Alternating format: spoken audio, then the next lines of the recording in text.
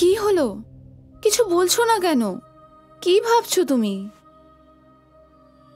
সেটাই ভাবছি, ও এভাবে গেল কি করে। আবার একই কথা।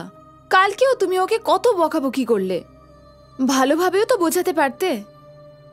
ও তো তোমাকে দেখেই ভয় পেয়ে যায়। কি কি বলছো কি তুমি? এসব তো তোমার জন্যই হয়েছে। আমার কথা না শুনলে ড্যাডিকে কমপ্লেন করে দেবো, বদমাইশি করলে ড্যাডিকে বলে দেবো। তুমি না ওর কাছে আমাকে একটা ভূত বানিয়ে রেখেছো। আমি? তুমি বাচ্চাদের সাথে ভালোভাবে কথা বললে আমি কেন বলবো? পূজা, পূজা লিসন, এখন আমাদের তর্ক করে কোনো লাভ নেই। যদি আমরা দুজনেই ওকে ভালোবাসতে থাকি তাহলে ওর মনে প্যারেন্টসদের নিয়ে ভয় থাকবে কি করে? ভয় থাকবে মানে? বাচ্চাদের তো বাবা মাকে ভয় পাওয়াই উচিত নয়। শান্তি পেয়েছো? ও আজ যদি পালিয়েছে শুধু তোমার ভয়, এটাই চেয়েছিলে? তুমি সবসময় আমাকে ব্লেম করো কেন? কারণ ও আমার ভয় না, তোমার ভয় পালিয়েছে। আসলে তুমি কখনোই বাচ্চাদের সাথে সময়ও কাটাও না। ওর সাথে টাইম স্পেন্ড করা, ওর সাথে আমি কথা বলার চেষ্টা করেছি, কিন্তু ও যে কি বলে আমি কিছুই বুঝতে পারি না। চলো না, আমি চেষ্টা করেও দেখলাম, কিন্তু ও আজে বাজে বকে। তাতে আমার কি করার আছে বলো তো? একেই টাইম স্পেন্ড করা বলে। তুমি বলবে ও শুনবে, ও বলবে তুমি শুনবে। তোমাদের দুজনের মধ্যে একটা বন্ডিং থাকা উচিত, আর তুমি এই সম্পর্কের মধ্যে মানে খুঁজছো। এনাফ পূজা, তোমার কথা শুনে আমি ওর সাথে টাইম স্পেন্ড করতে পারবো না। এই একটা বছর আমার কাছে খুবই ইম্পর্ট্যান্ট, তুমি সেটা জানো। এই একটা বছর আমি একদম টাইম বার করতে পারবো না, সেটা তোমায় 1000 বার বলেছি। তুমি কোটিবার বললেও প্রবলেম সলভ হয়ে যাবে। দেখলে না কি হলো? সেই ডিসিশনটাও নিয়ে নিয়েছি। আমি ওর ফিউচার বরবাদ করতে চাই না, ওর প্রিন্সিপাল বলেছিলেন। তখন আমি ব্যাপারটা বুঝতে পারিনি, তবে এখন বুঝতে পারছি। বোর্ডিং স্কুলটাই বেস্ট হবে। Boarding school? এসব কি বলছো তুমি? ও তো একটা ছোট্ট বাচ্চা, মাত্র 8 বছর বয়স ওর। এই জন্য এখনই ডিসিশন নিতে হবে। কিসের ডিসিশন? আমি না থাকলে ও একা একা মোজাও পড়তে পারে না। এইটুকু বাচ্চাকে তুমি একটা বোর্ডিং স্কুলে রাখতে চাইছো? একা কেন থাকবে? ওর এজ গ্রুপের অনেক বাচ্চারা ওখানে থাকে, আর এমনিতেও বোর্ডিং স্কুলে যে বাচ্চারা পড়ে ওই এজ গ্রুপেরই তো হয়। নইলে বোর্ডিং স্কুলে বাবা মারা বাচ্চাদের পাঠাবেই বা কেন?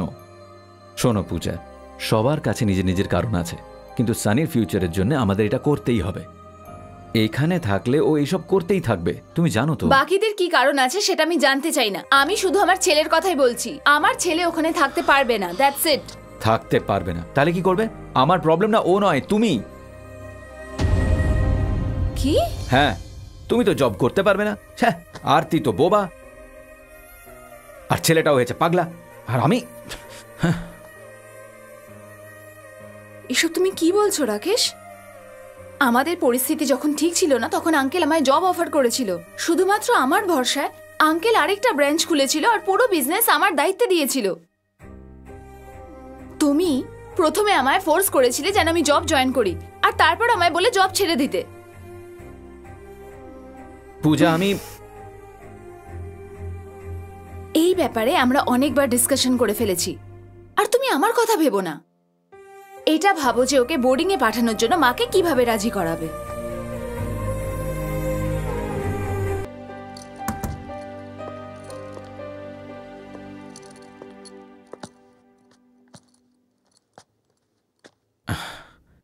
এবার তো সব বলেই দিয়েছে, এবারে কি? কেমন ভাবে বিহেভ করছিস তুই? কি হয়েছে তোর? কোনো প্রবলেম হয়েছে নাকি? যা হয়েছে ঠিক ঠিক করে বল। আমি এমন কি করেছি দিদি? সবাই আমার পেছনে কেন পড়ে আছো? পেছনে পড়ে আছি? কি প্রবলেম কি তোর? হ্যাঁ, ঠিক আছে, তুই পারবি না যখন আমরা এখান থেকে চলে যাব, কিন্তু ছেলেটাকে তো ঠিক করতে হবে। বল না। তোকে যদি ছোটবেলায় 4টে থাপ্পড় মারতাম তাহলে আজ এরকমটা হতো না। আসলে সেদিন সানি জন্মানোর পর ও একটু কাঁদেনি। নার্স ওকে তুলে বলল যে ও কাঁদছে না। ওকে কোলে নিয়ে ডক্টর ডক্টর করে চিৎকার করলো। আমরা সবাই খুব ভয় পেয়ে গেছিলাম। আমাদের মনে অনেক রকম কুচিন্তা আসছিল। তখনই ডক্টর সানির মুখে মুখ লাগিয়ে ওকে নিঃশ্বাস দেওয়ার চেষ্টা করলেন। তখনই আমাদের সানি জোরে কাঁদতে শুরু করলো, আর আমরা সবাই খুব খুশি হলাম।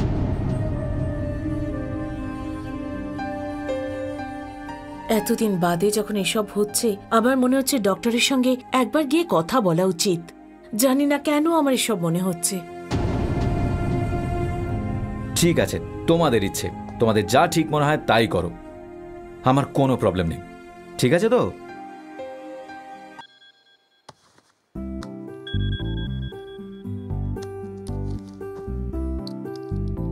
Hello sir. কি ব্যাপার?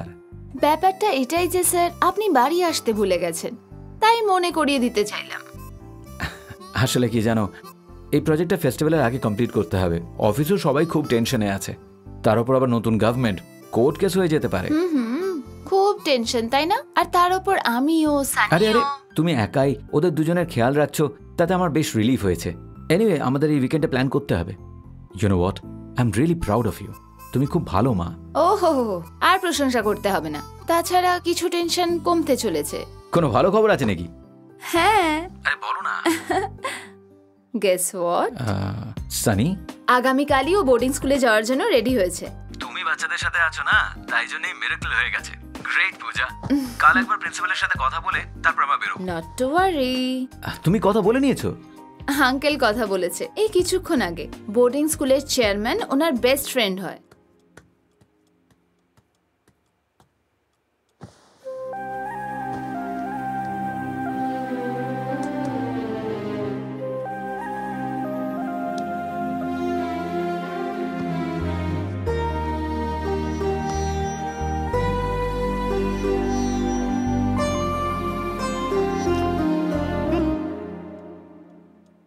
আর জানো সানি কতটা বদলে গেছে। এখনো রেডি হতে আর আমার হেল্পের দরকার পড়ে না। তাই নাকি পূজা? সুপারব। চলো একটা পার্টি করি। কাল তুমি বাড়ি ফিরে এসো, তারপর আমরা ভালো রেস্টুরেন্টে খেতে যাব, খুব এনজয় করব। অনেক হয়েছে, বেশি বলে ফেলেছো। আচ্ছা ঠিক আছে, আমি তোমায় পরে ফোন করব। আরতি এখনো ঘুমায়নি।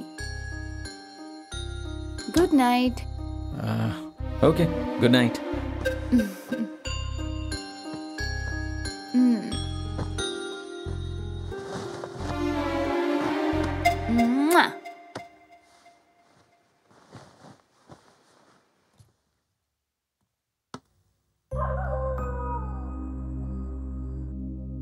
সানি, কি দেখছো ওখানে?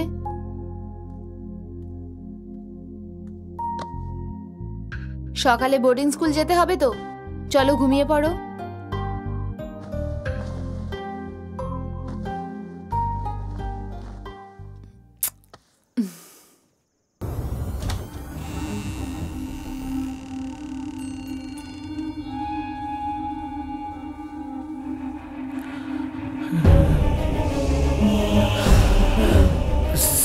সানি, কে তুমি? কি হয়েছে সানি? আমি বাবা, ড্যাডি। ড্যাডি, তুমি এসে গেছো? হ্যাঁ, আমি এসে গেছি।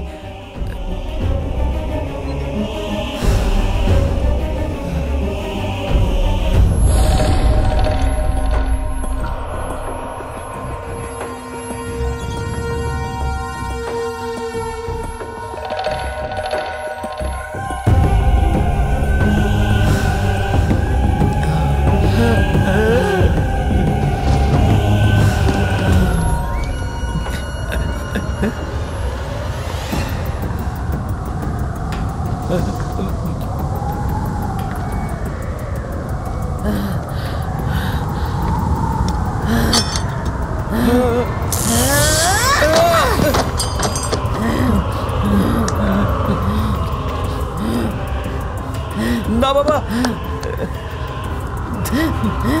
না বাবা, থাম বাবা। পূজা, পূজা, পূজা।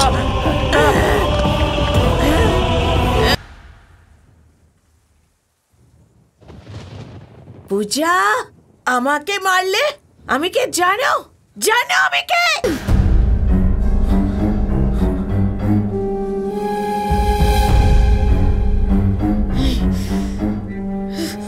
Sunny, put it down.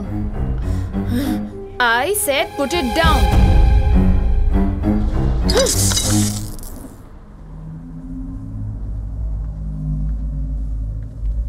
মা, আমার কি হয়েছে মা?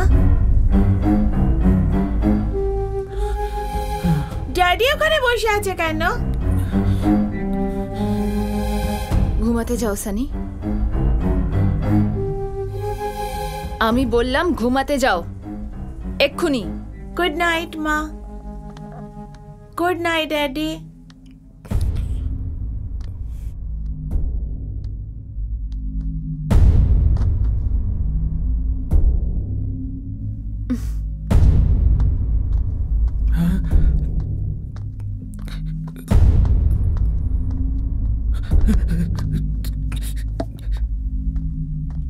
পূজা, পূজা, তুমি ওকে এরকম মারলে কেন? আমার তোকে দেখে ভয় করছিল। ভয় আবার কিসের? আমার তো অভ্যেস হয়ে গেছে।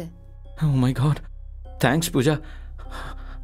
আমার তো মনে হচ্ছিল আজ আমায় মেরেই ফেলবে ও। তুমি যদি না আসতে তাহলে হয়তো আমি মরেই যেতাম। থ্যাঙ্কস পূজা। তুমি নিজে এক্সপিরিয়েন্স করলে তো, এখন তুমি নিশ্চয়ই বুঝতে পারবে যে আমি আর সানি কি সিচুয়েশনে আছি। যে কথাগুলো বলেছিলাম শুধুই একটা গল্প ছিল। গল্প?